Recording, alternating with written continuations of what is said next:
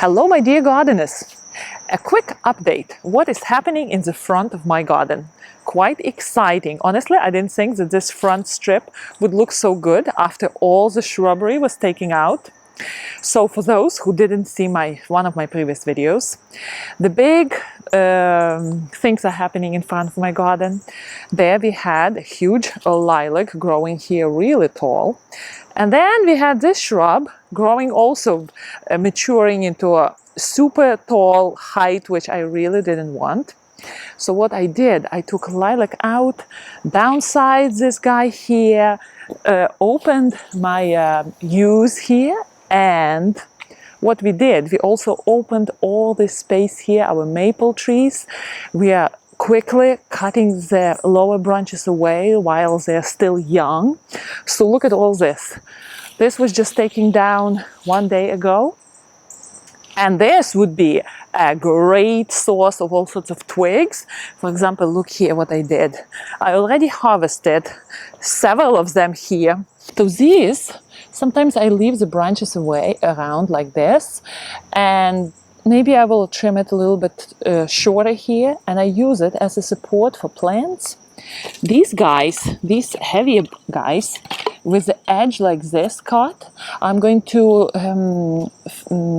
mend my wattle fence, and these guys will go as a protective support for plants in case the ball is ready to hit them.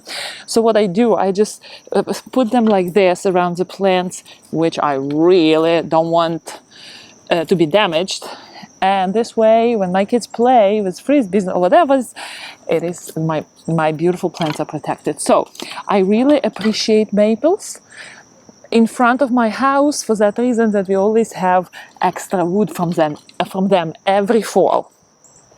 And maples are one of those trees. They do bleed a lot, and by bleeding I mean they do. When you wound them in spring or summer, they do release a lot of juices, and that cut is just always wet. The juice is dripping down. So the best way, if you want to trim maples, would be in the fall, when the movement of liquid up and down the stem is slowed down. And look at this. We cut them 2 days ago, and right there, not a single drip of liquid here. We will continue doing the same with another maple on this side and another maple on that side. So in front of my house I have 3 different maples growing. But to keep you updated on this strip of land, I want to make sure that this space here will get a lot of sun. Right now we opened up all this area, so it does get a lot of afternoon and middle day sun. And eventually in spring I will introduce a lot of different flowers here. But because this is almost the beginning of September, and this area is going to be very boring looking for 2 months of the fall, I decided to bring all the pots, and look at this. My Salvia, which suffered tremendously at the back of my garden, look at this, from my kids playing sports, and it is slowly trying to rejuvenate itself here. So you know what, I brought it to the front where it looks like it's a safer place for my Salvia, and I put it on a little support there. I also brought my hosta, my calibrachoa on the pot. It's a little cheat thing here. Look what I did.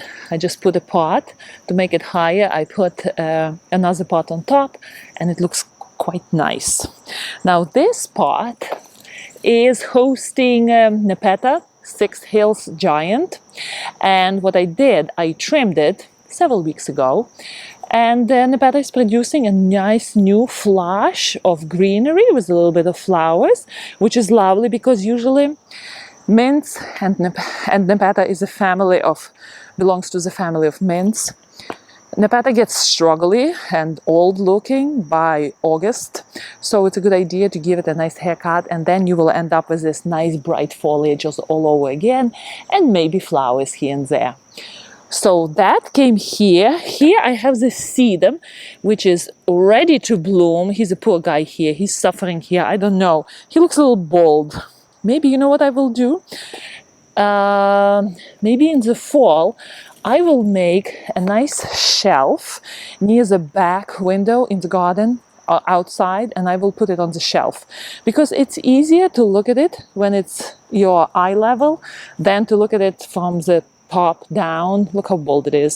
So when it's sitting on this level, especially now when it's starting to bloom, it will look very well.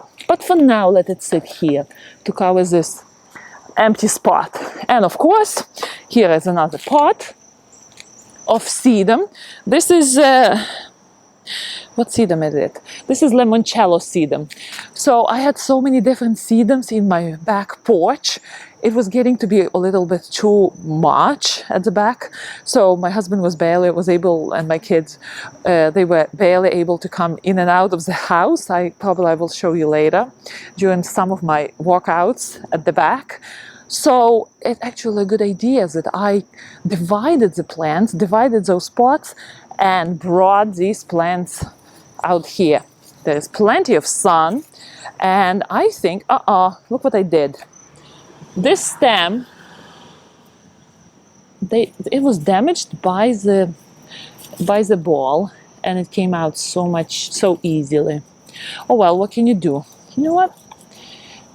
Let me just put it in for now. Whatever. Okay. So that's it. I think I like this temporary arrangement. Just to give you the idea that there are a lot of things you can do with bare land.